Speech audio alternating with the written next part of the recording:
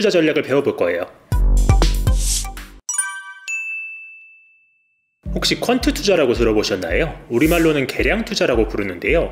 정해진 원칙에 따라 정량적으로 투자하는 방식을 뜻해요. 종목 위주의 투자와 다르게 퀀트 투자는 종목을 보지 않는 경우가 허다하고요. 또 종목을 보더라도 숫자로 증명할 수 있는 데이터만 확인해요. 기업의 성장성이나 서사를 보지는 않죠. 물론 이런 투자 방식에 막연한 거부감을 가지신 분들도 있을 거예요. 쉽게 말해 내가 모르는 종목에 어떻게 투자를 하냔 말인 건데요. 다만 이런 생각으로 주식시장에 접근했다가 변동성 확대기에 호되게 당하는 일도 비일비재하죠. 실제로 원숭이와 인간이 주식 투자 대결을 했는데 원숭이가 이겼다는 건 너무나 잘 알려진 이야기잖아요. 이건 다시 말해 투자에서 인간의 편향적 사고가 수익을 내는 데는 하나도 도움이 되지 않는다는 걸 뜻해요. 퀀트 투자에는 다양한 전략이 있지만 이번 시간엔 초보도 할 수 있는 아주 심플한 전략만 가져왔어요. 연평균 수익률 10% 안팎의 손실이 나더라도 그 비율을 최소화할 수 있는 방식이죠. 여러분들도 딱 5분만 이 영상을 시청하신다면 아주 손쉽게 복리 10% 포트폴리오를 만드실 수 있습니다. 첫 번째 전략은 6040 포트폴리오입니다.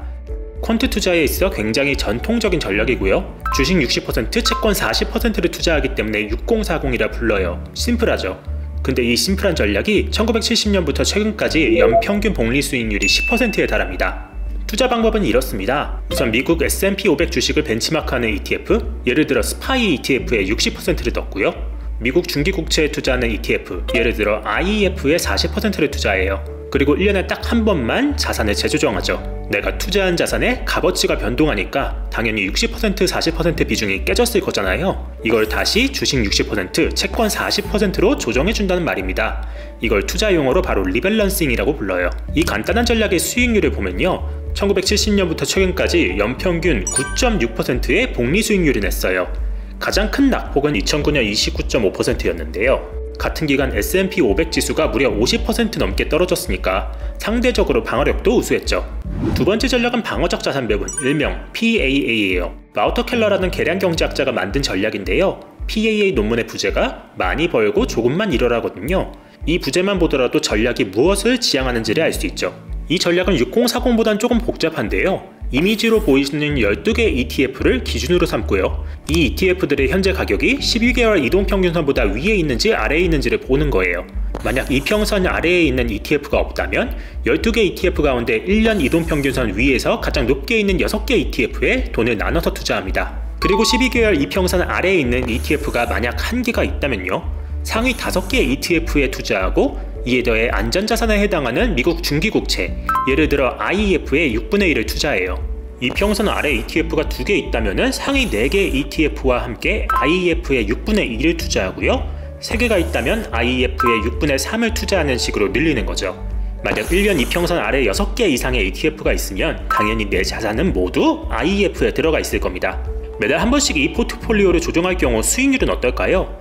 1973년부터 올해까지 평균 복리가 무려 11.8%였고요. 최대 낙폭은 1998년에 13.2%였어요. 앞서 6040 전략의 수익률이 9.6%, 최대 낙폭이 29.5%였으니까 이 전략은 조금 귀찮은 대신 복리를 2% 올리고 또 낙폭도 줄일 수 있는 전략인 거죠.